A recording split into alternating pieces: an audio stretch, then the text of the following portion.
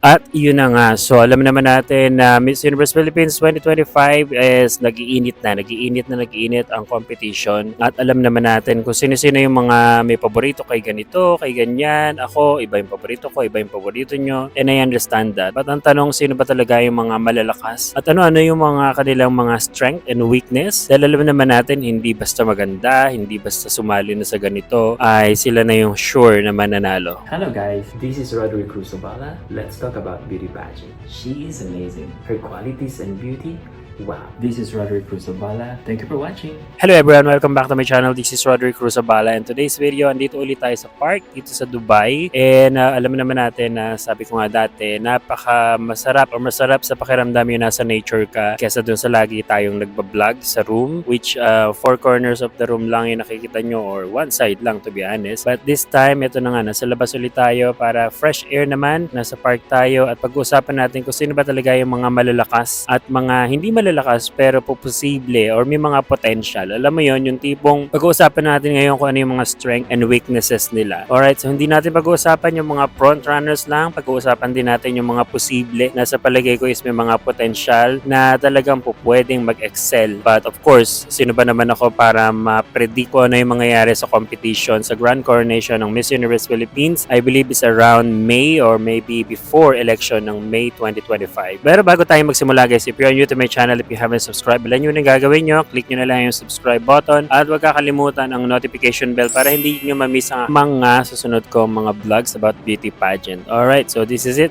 Sino-sino ba yung mga potential at mga talagang front runners? Ano yung kanilang mga strength and weaknesses? Ano ba yung talagang pwedeng maging alas nila para sila yung manalo sa Miss Universe Philippines 2025? Just to remind you guys, in the past, maybe first, second year ng Miss Universe Philippines, bigla tayo. Okay, so shock na shock tayo sa mga nanalo. But of course, nag-excel sila sa kanilang mga international pageants. So okay lang yun. But what I'm saying is that hindi porke nanalo na sa ibang competition, sa ibang international pageant, nag-excel, naging first runner-up, is talagang sila yung mananalo. Okay, so hindi natin sure talaga. Pag-usapan na muna natin at unahin natin yung mga may potential. Miss Laguna, Miss Universe Philippines Laguna, model, beautiful, mahaba yung torso, mahaba yung legs, mahaba yung arms, talagang pang model. Okay, pang model talaga yung dating niya. Overall, ang lakas ng dating niya. Especially siguro in person, di ba? So for sure, maganda rin yan sa personal. And I think that Laguna is very strong. Okay, so kung talaga lang nakakayanin niya lahat ng challenges, yung Q&A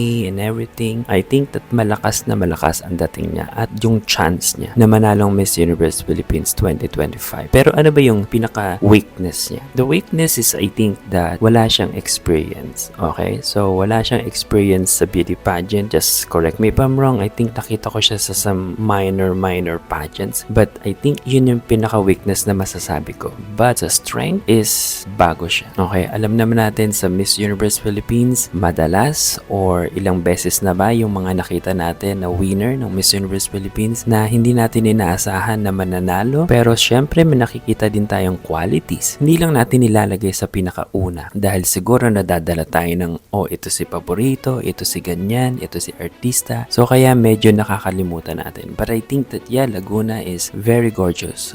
She has a very strong chance. Para sa akin, Zamboanga City. Okay, ano ba yung strength ni Zamboanga City? I think that she has this very classic, beautiful face. Siya yung tipong talagang parang pag inayusan mo is talagang super glamorous, super ganda at may dating talaga si Zamboanga City. Yun yung strength niya. Yung tipong madaling ayusan, mukha siyang madaling ayusan, mukha siyang parang pag talagang itinrain mo siya, binigyan mo ng magandang styling, stylist, makeup, wardrobe, and etc. I think that she is kakabog sa international pageant. But I'm not saying na Miss Universe lang. Pwedeng sa ibang pageant, mag-excel siya. Of course, we are talking about Miss Universe Philippines and I believe that so she has this beautiful potential, a very strong potential, strong chance mag-excel sa beauty pageant in general. But ano ba yung weak weakness niya. Since bago lang siya, newbie siya, I think yun yung pinaka-weakness niya. Especially, syempre, hindi pa natin talaga kilala yung mga girls. Okay, kahit sabihin natin na yung mga veterana, hindi ko naman talaga sila ganun kakilala. But may napatunayan na sila. But talking about Zamboanga City, hindi ko siya kilala. Hindi ko alam kung magaling ba siya sa English, magaling ba siya sa communication skills, and etc. And yun, sunod naman natin si Baguio. Baguio is, alam naman natin kung ano yung credibility ng Baguio. Madalas sila nagpapadala or nagpe-play sila sa Miss Universe Philippines. Hindi natin masisisi na bakit sila nagpe-play, which talaga naman na maganda, magagaling yung mga pinapadala nila. And Baguio City is super slim, super petite, super talagang manipis ang pinadala nila this year at para siyang si Erich Gonzalez. Yun yung nakikita ko yung type ng beauty ni Miss Baguio this year. And I believe na magaling din naman siya sa Q&A. So yun yung mga strength niya. So beauty-wise, of course, it's a strength. But the weakness, I'm not sure to be honest what is her weakness. But malalaman natin yan sa coming days, sa mga interviews and etc. Hindi ko pa siya masyadong naririnig. But during the coronation ng Miss Universe Baguio, I believe that she is awesome as well. Yun lang masasabi ko kay Baguio. Pasay, isunod natin si Pasay. Pasay representing Pennsylvania. I believe that she is she is representing Pasay, but she is actually was appointed or she won Miss Universe Philippines Pennsylvania. Alright, so she is beautiful. I think the tallest. So yun yung strength niya. Tall, beautiful. Since laki sa America, English is not an issue for her. But of course, hindi natin alam kung ano ba yung weakness niya. Para sa akin, I think yung recent picture, yung headshot, hindi ko masyadong gusto yung headshot niya. So, nakikita ko na weakness ni Pasay is yung styling. Meron siyang styling na hindi bagay sa kanya, which yun yung kailangan ingatan nila. And I believe din na yung pictures naman, yung mga headshot ng Miss Universe Philippines ngayon, kahit naman yung mga previews, I think hindi siya talaga kinuhanan ng isang photographer eh. So parang kanya-kanya sila ng submission ng pictures, which is I think kung medyo napaghandaan lang, medyo maganda yung talagang styling ni Pasay, I think that she is going to look really stunning. Although maganda naman siya in general, but hindi ko gusto yung kanyang headshot. And so far, yun yung lang yung nakikita kong weakness niya. But sana lang magamit niya ng tama, magamit niya yung kanyang katangkadan, yung height niya to her advantage, because sometimes, di ba, pag meron tayong super tall na candidate, medyo parang nawawala sa jibe na parang hindi ganun kagaling sa paglalakad and everything. But overall, she's actually stunning and English is not a problem for her, just like I said. But yun nga lang, yung styling dapat siguro talagang makuha yung styling na talagang super bongga, kabog na kabog. And sunod naman natin si Benguet na talaga namang nag-iinit, na maraming pumupurit, nakakapansin sa kanya. I believe she joined a pageant in the past, like international pageant.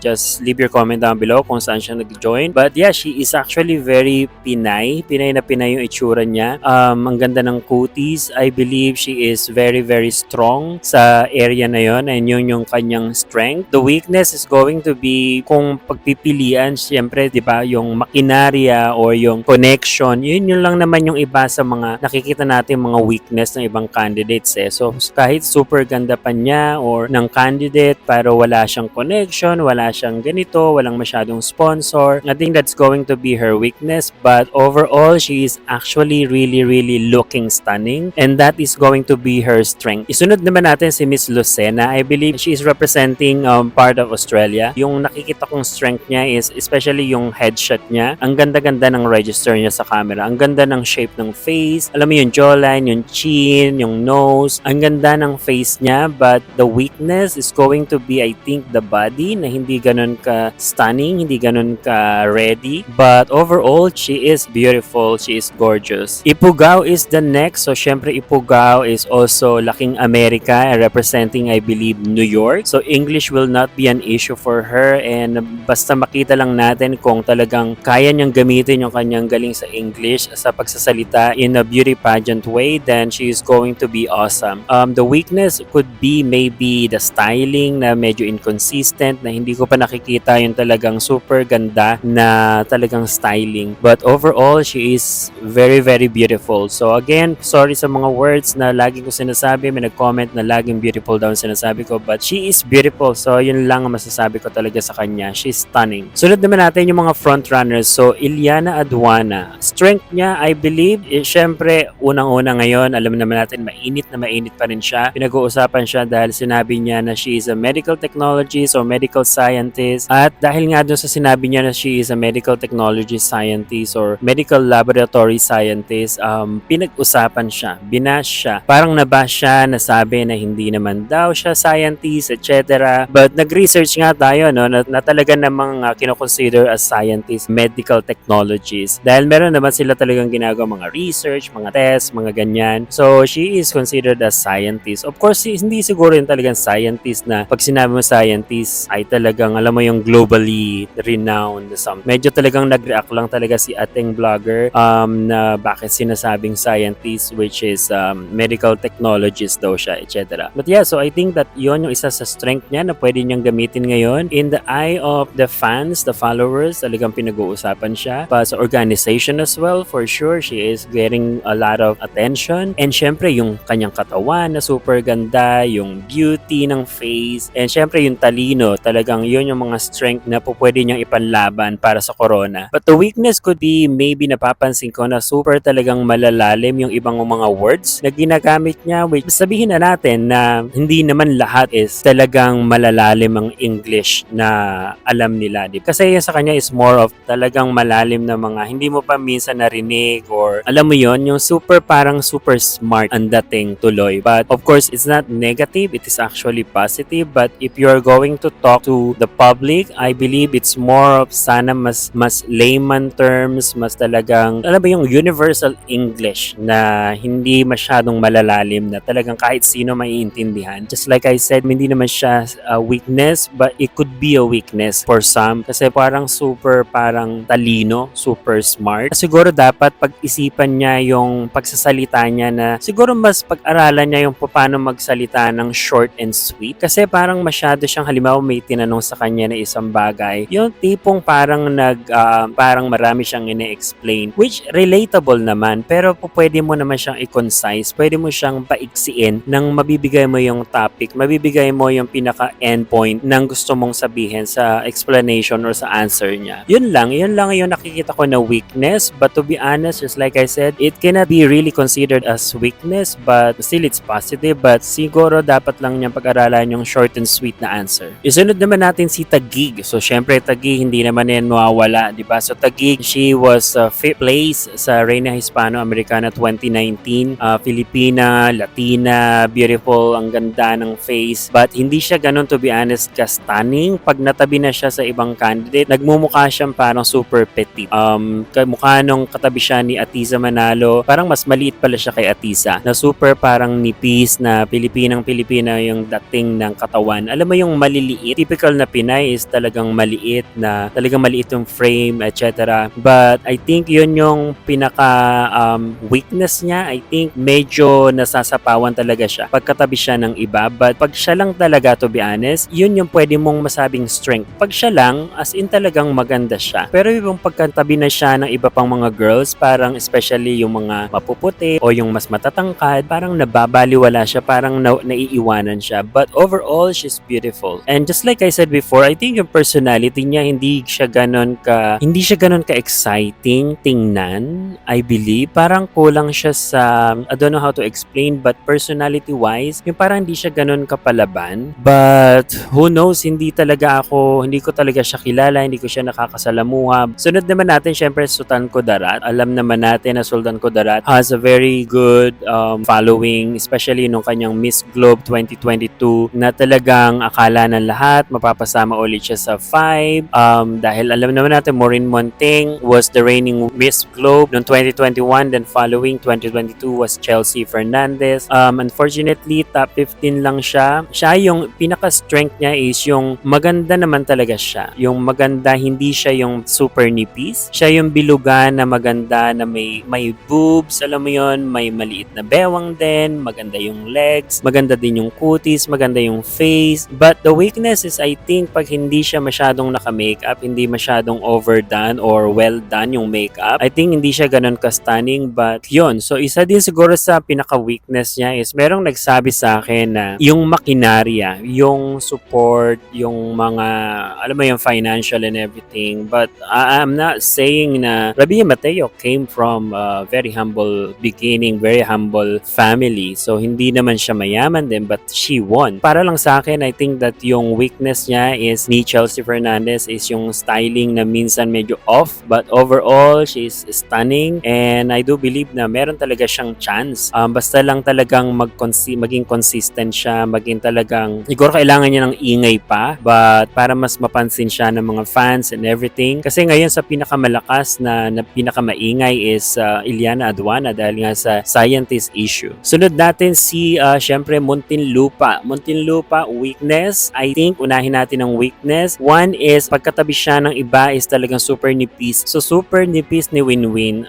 Siya yung tipong pag siya lang mag-isa is super sexy din naman. Hindi siya yung sexy na yung tipong pwede mong gawing Victoria's Secret model, alam mo yung mahaba yung torso, etc. Kasi hindi siya ganun katangkad. She is I think 5'5". But I think that she's still proportion. Para sa akin, ang pinaka-strength niya is yung kanyang palaban na personality. Alam naman natin na nanalo siyang Reina Hispano-Americana 2017 at kauna-unahang Reina Hispano-Americana sa Pilipinas. And it's going to be her strength. Yung palaban na aura na talaga hindi siya magpapatalo sa pasarela, sa pag-emote, etc. I think that's going to be her strength. And one of her strength is I believe syempre yung makinarya, yung pera, yung financial, yung support, yung mga sponsor, yung mga designer. Alam mo yun, syempre artista siya. So sa mga makeup artist, sa mga ganyan, sa mga wardrobe, wala siyang magiging problema dyan. Yun, last but not the least is syempre si Atisa Manalo, Quezon Province. Unahin muna natin yung weakness. Sinasabi ng iba na magkahulma sila ni Pauline Amelings ng face, ng beauty, but I think that still it's not a weakness. Kung i-consider talaga ng Miss Universe Philippines Organization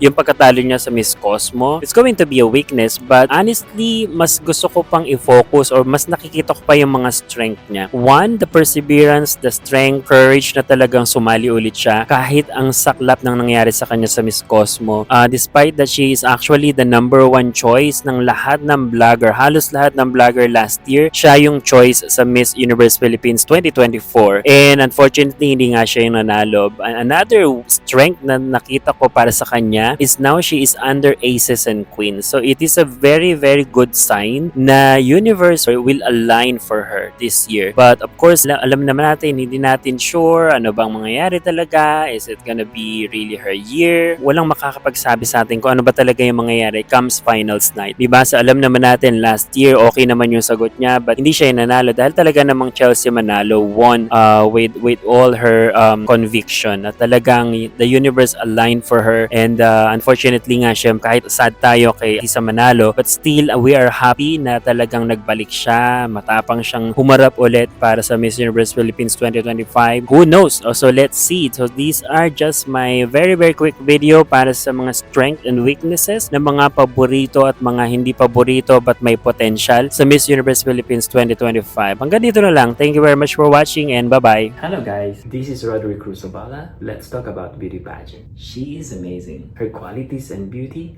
wow. This is Roderick Cruzabala. Thank you for watching.